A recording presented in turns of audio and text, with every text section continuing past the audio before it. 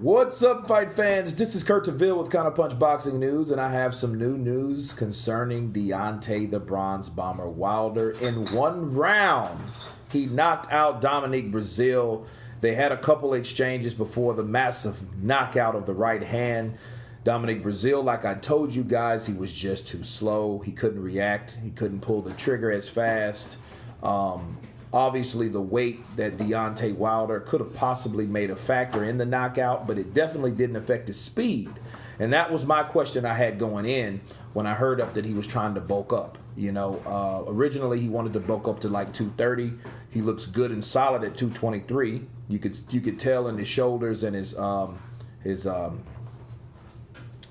that he gained more weight. You can see he looks a lot more fuller. And it's a toss-up because he had heavy punching power anyway in that right hand.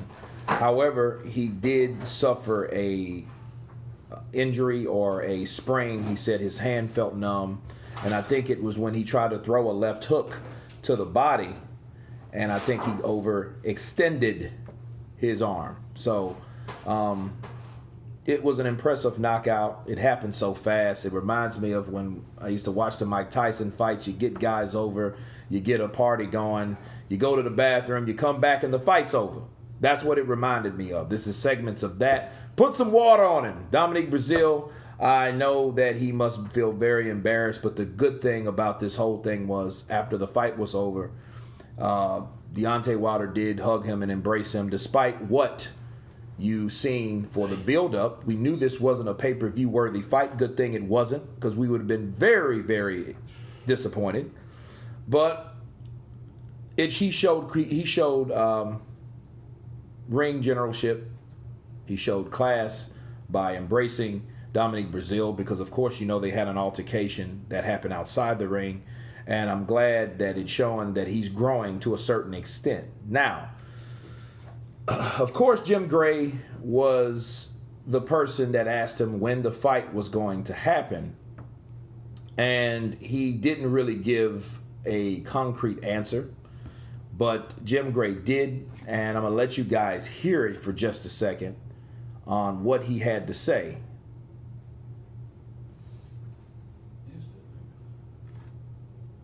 All these fights are in discussion. You know, it's like no doors are closed.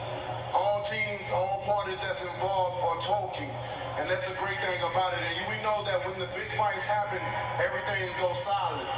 There's too many people involved, too many opinions involved right now. And it's going to take my team and his team, maybe me and him as well, too, to sit down and just handle this and squash everything and get this fight done for the fans.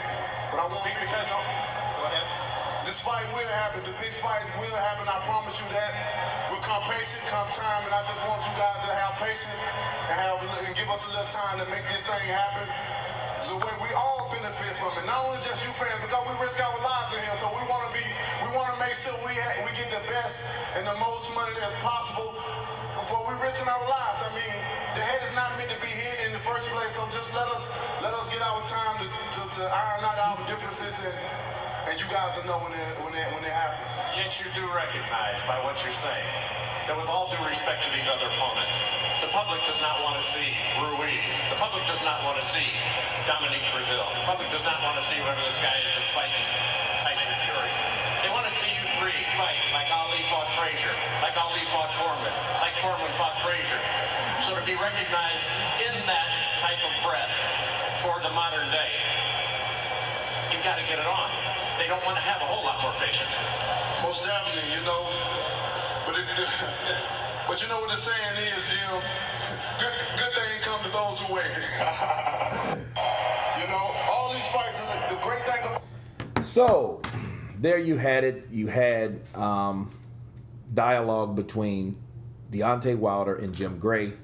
And Deontay Wilder, you know, he pretty much said what he said the last couple days, you know, give us time, come patience, and the fight will eventually happen, and let's get the most money possible for the fight. That's the type of shit that fans don't want to hear. That's the type of shit that we already know, that you have turned down a massive amount of money to fight the person you claim you want to fight.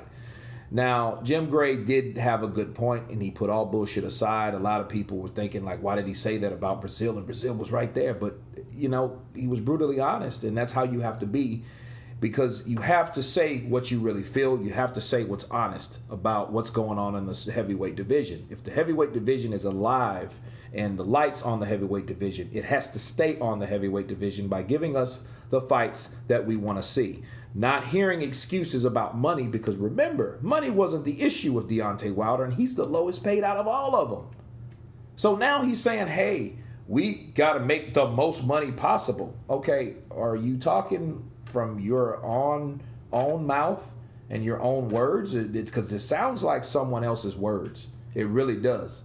And it didn't really look good for a potential fight with Joshua, especially when these offers get bigger and bigger and bigger, and all you do is get greedier and greedier, because that's what we're seeing.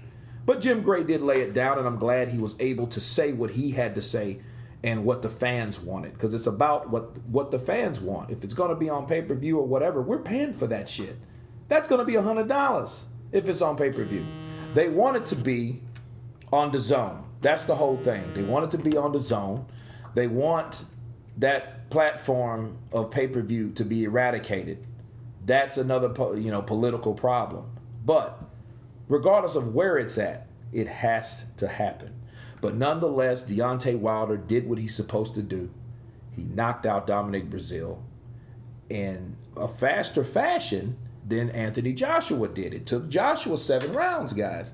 But the good thing about that, Deontay didn't bring that up. So at least he was consistent. Because if he would have started bragging like, hey, I knocked him out before Joshua did, because before he was like, hey, I don't compete with other fighters, so I'm not even going to mention that, and he didn't. So that was a very good thing, and I'm glad he didn't bring that up, because that wasn't. It was just, the good thing is he won. He won by a massive knockout.